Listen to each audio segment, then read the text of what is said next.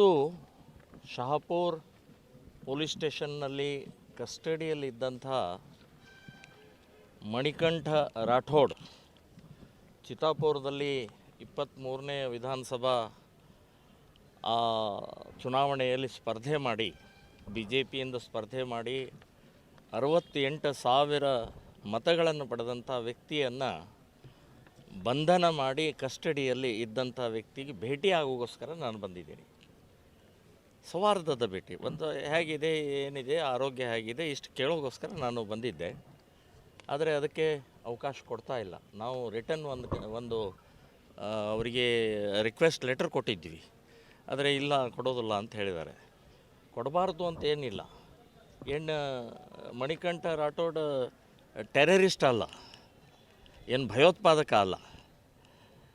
ಯಾವುದೋ ಸುಳ್ಳು ಕೇಸಿನಲ್ಲಿ ಬಂಧಿಸಿ ಇವತ್ತು ಹರಾಸ್ಮೆಂಟ್ ಮಾಡ್ತಾ ಇರುವಂಥ ಪೊಲೀಸ್ ಡಿಪಾರ್ಟ್ಮೆಂಟ್ ಆಗಲಿ, ರಾಜಕಾರಣಿಗಳಾಗಲಿ, ಸೊ ಇವರ ಕೃತ್ಯದಿಂದ ಒಳಗಡೆ ಇದ್ದಾರೆ ಅವರು.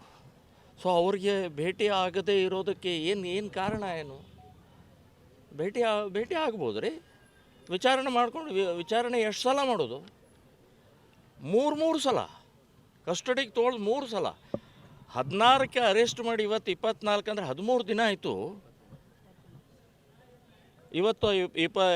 ಇವತ್ತಿಗೆ ಸರಿಯಾಗಿ 13 ದಿನ ಆಯಿತು. 3 ಬಾರಿ 13 ದಿನದಲ್ಲಿ 3 ಬಾರಿ ಕಸ್ಟಡಿಗೆ ತೊಗೊಂಡಿದ್ದಾರೆ. ಏನು ಯಾತಕ್ಕೆ? ಏನು ದೊಡ್ಡ ವಿಚಾರಣೆ ಮಾಡೋರಿದ್ದಾರೆ? ಭಾಳ ದೊಡ್ಡ ಡಿಪಾರ್ಟ್ಮೆಂಟ್, ಭಾಳ ಚೆನ್ನಾಗಿದೆ ಅಂತ ಅನ್ನೋದು ಇಡೀ ಜಗತ್ತಿಗೆ ಗೊತ್ತಿದೆ. ಸೊ ಈ ರೀತಿಯ ಒಂದು ರಾಜಕೀಯ ದ್ವೇಷ ಸಾಧಿಸ್ತಾ ಇದ್ದಾರೆ, ಸೇಡು ಸಾಧಿಸ್ತಾ ಇದ್ದೀರಿ. ಇದು ನಡೆಯೋದಿಲ್ಲ. ಇದು ಈ ರೀತಿ ದಾದಾಗಿರಿ, ಈ ರೀತಿ ನಿಮ್ಮ ತಗಲಕ ದರ್ಬಾರ ಭಾಳ ದಿನ ನಡೆಯೋದಿಲ್ಲ. ಸೊ ಆ ಹಿನ್ನೆಲೆಯಲ್ಲಿ ನಾನು ಹೇಳ್ತಾ ಇದ್ದೀನಿ, ಅವ್ರ ಬಂಧನನೇ ಅಕ್ರಮ ಇದೆ, ಕಾನೂನು ಬಾಹಿರ ಇದೆ. ಈಗ ನನ್ನ ಹತ್ರ ಏನು ಆರೋಪ ಮಾಡಿದ್ದಾರೆ, ಆ ಆರೋಪದ ಸಂಬಂಧಪಟ್ಟಂಥ ಲೆಟರ್ ನನ್ನ ಹತ್ರ ಇದೆ. ತಮ್ಮನ ಹೆಸರಿನಲ್ಲಿ ಇರುವಂಥ ಆ ಗೋಡಾವನದ್ದು ಇದೆ. ಸೊ ಅದನ್ನು ಆಲ್ರೆಡಿ ಆ ತಮ್ಮನ್ನು ಬಂಧನ ಮಾಡಿ ರೈಸನ್ನು ಸೀಸ್ ಮಾಡಿ ಆಗಿದೆ. ಅದರಲ್ಲಿ ರಾಠೋಡ್ ಅಂದರೆ ಮಣಿಕಂಠ ರಾಠೋಡ್ ಇವ್ರದ್ದು ಹೆಸರಿಲ್ಲ, ಯಾವುದೇ ದಾಖಲೆ ಇಲ್ಲ ಅದರಲ್ಲಿ. ಇನ್ನೊಂದು ಇದೆ, ಅವರ ಅಪ್ಪ ಅಂದರೆ ಇದು ಅವರ ಅಪ್ಪಂದಾಯಿತು. ಇನ್ನು ಅವರ ಅಯ್ಯಪ್ಪ ದಾಸ್ ಅಂತನ್ನುವಂಥ ಅವರ ತಮ್ಮನ ಇದರಲ್ಲೂ ಕೂಡ ಏನೂ ಹೆಸರಿಲ್ಲ ಅಲ್ಲಿ. ಸೊ ತಂದೆ ಅದನ್ನು ಲೀಸ್ ಕೊಟ್ಟಂಥ ಒಬ್ಬ ಮುಂಬೈಯ ಉದ್ಯಮಿಗೆ ಲೀಸ್ ಕೊಟ್ಟಂಥ ಇದರಲ್ಲೂ ಕೂಡ ಮಣಿಕಂಠ ರಾಠೋಡದ ಹೆಸರಿಲ್ಲ. ನಾನು ಕಲಬುರಗಿಯಿಂದ ಬೆಳಗ್ಗೆ ಬಂದ ತಕ್ಷಣ ಈ ಪ್ರಕ್ರಿಯೆ ಪ್ರಾರಂಭ ಆಯಿತು. ಒತ್ತಡ ಬಂದಿದೆ, ಹೆದರಿಕೆಯಿಂದ ಇಲ್ಲಿ ಜಿಲ್ಲಾ ಆಸ್ಪತ್ರೆಗೆ ತಂದಿದ್ದಾರೆ. ಆಸ್ಪತ್ರೆಗೆ ತಂದರೆ ಚೆಕಪ್ ಮಾಡಿ ಈಗ ಕೋರ್ಟಿಗೆ ಕರ್ಕೊಂಡು ಹೋಗಿ ಜೈಲಿಗೆ ಹಾಕ್ತಾರೆ. ಇಲ್ಲೂ ಕೂಡ ಅಷ್ಟೇ, ಒಂದು 5 ನಿಮಿಷ ಮಾತನಾಡೋಕ್ಕೆ ಏನು ಸೌಜನ್ಯತೆಯಿಂದ ಮಾತಾಡೋಕ್ಕೂ ಆಗೋದಿಲ್ವಾ? ಏನು ರೀ ಇದು? ಏನು ವ್ಯವಸ್ಥೆ ಇದು? ಸೊ ಈ ವ್ಯವಸ್ಥೆಗೆ ಧಿಕ್ಕಾರ ಹೇಳ್ತಾ ಇದ್ದೀನಿ ನಾನು. ಯಾರ್ಯಾರಿಗೋ ಏನೇನೋ ಬೇಕಾದಷ್ಟು ರೀತಿಯ ನೀವು ಮಾಡ್ತಾ ಇರುವಂಥ ಕೃತ್ಯ ಬೇಕಾದಷ್ಟಿದೆ, ಬಟ್ಟ ಬಯಲಾಗಿದೆ. ಸೊ ಈಗ ಒಬ್ಬ ಸಾಮಾನ್ಯ ಅನ್ಯಾಯದಿಂದ ಕಾನೂನು ಬಾಹಿರವಾಗಿ ಪಿತೂರಿಯಿಂದ ಬಂಧನ ಮಾಡಿದಂಥ ವ್ಯಕ್ತಿಗೆ ನೀವು ಭೇಟಿ ಕೊಡೋದಿಲ್ಲ ಅಂತಂದರೆ ಏನಿದು ವ್ಯವಸ್ಥೆ? ಸೊ ನಾನು ಇದನ್ನು ಖಂಡಿಸ್ತಾ ಇದ್ದೀನಿ, ವಿರೋಧಿಸ್ತಾ ಇದ್ದೀನಿ. ಇದನ್ನೇ ನಾವು ಕೋರ್ಟಿಗೆ ಹಾಕ್ತೀವಿ ಅಂತನ್ನುವಂಥದ್ದು ನಾನು ಹೇಳ್ತಾ ಇದ್ದೀನಿ. ಇನ್ನು ಮಣಿಕಂಠ ರಾಠೋಡದ ಮೇಲೆ ಟಾರ್ಗೆಟ್ ಯಾಕೆ? ಟಾರ್ಗೆಟ್ ಒಂದೇ, ಪ್ರಿಯಾಂಕಾ ಖರ್ಗೆ ಕಲಬುರಗಿಯ ಉಸ್ತುವಾರಿ ಮಂತ್ರಿಯ ವಿರುದ್ಧ ನಿಂತುಕೊಂಡು 68,000 ಮತಗಳನ್ನು ತೊಗೊಂಡಿದ್ದಾರೆ. ಚಾಲೆಂಜ್ ಹಾಕಿದ್ದಾರೆ, ಸವಾಲು ಹಾಕಿದ್ದಾರೆ.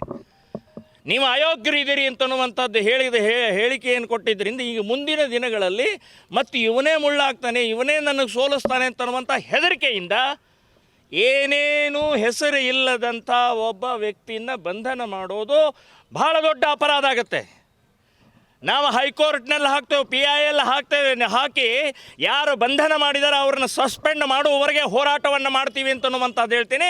ಹೆಸರು ಇಲ್ಲದಂಥ ವ್ಯಕ್ತಿನ ಬಂಧನ ಮಾಡೋದು ಯಾವ ಕಾನೂನಿನಲ್ಲಿದೆ? ಹೇಳಿ? ಇವತ್ತು ಭೇಟಿ ಟೆರರಿಸ್ಟ್ ಅವನು. ಏನು ರೀ, ಟೆರರಿಸ್ಟ್ಗಳಿಗೆ ಎಷ್ಟು ಜನರಿಗೆ ಭೇಟಿ ಕೊಟ್ಟಿದ್ದೀವಿ? ಪಟ್ಟಿ ಕೊಡೋಣ ನಿಮಗೆ. ಒಬ್ಬ ನಿರಪರಾಧಿ ಕಾನೂನು ಬಾಹಿರವಾಗಿ ಅವರನ್ನು ಬಂಧನ ಮಾಡಿದಂಥ ವ್ಯಕ್ತಿಗೆ ಭೇಟಿ ಕೊಡಲಾರ್ದಂಥದ್ದು ಇದು ಅಕ್ಷಮ್ಯ ಅಪರಾಧವನ್ನು ಮಾಡಿದರೆ ನಾವು ಇದನ್ನು ಕೋರ್ಟ್ನಲ್ಲಿ ಚಾಲೆಂಜ್ ಮಾಡ್ತೀವಿ. ಯಾರು ಎಸ್ ಪಿ ಇದ್ದಾರೋ ಅಥವಾ CPI ಇದ್ದಾರೋ ಯಾರು ಬಂಧಿಸಿದಾರೋ ಅವರನ್ನಂತೂ ನಾವು ಬಿಡೋದಿಲ್ಲ ಅಂತನ್ನುವಂಥದ್ದು ಹೇಳ್ತಾ ಇದ್ದೀವಿ. 100ಕ್ಕೆ 100 ಹೇಳ್ತೀನಿ.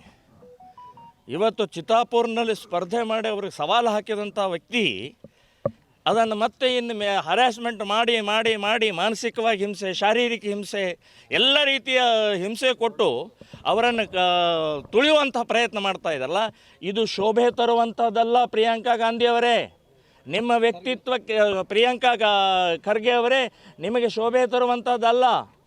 ನೀವು ಉಸ್ತುವಾರಿ ಮಂತ್ರಿ ಇದ್ದೀರಿ, ಜವಾಬ್ದಾರಿಯಾದ ಮಂತ್ರಿಗಳಿದ್ದೀರಿ ನೀವು. ಸೊ ಈ ಮಂತ್ರಿ ಈ ರೀತಿ ಇಷ್ಟು ಚಿಲ್ಲರೆ ಕೆಲಸ ಮಾಡಬಾರ್ದು ನೀವು. ನಾವು ಇದನ್ನು ಬಿಡೋಲ್ಲ. ಎಲ್ಲಿವರೆಗೆ ಹೋಗುತ್ತೆ ಹೋಗಲಿ, ಸುಪ್ರೀಂ ಕೋರ್ಟ್ವರೆಗೆ ಹೋದರೂ ಕೂಡ ಯಾರು ಬಂಧನ ಮಾಡಿದ್ದಾರೆ, ಯಾಕೆ ಬಂಧನ ಮಾಡಿದಾರೋ ಅನ್ನೋದನ್ನು ಹೊರಗೆ ತೆಗೆದು ಅವರು ಶಿಕ್ಷೆ ಆಗುವವರೆಗೆ ನಾವು ಹೋರಾಟವನ್ನು ಮಾಡ್ತೀವಿ ಅಂತನ್ನುವಂಥದ್ದು ಹೇಳ್ತಾ ಇದ್ದೀವಿ.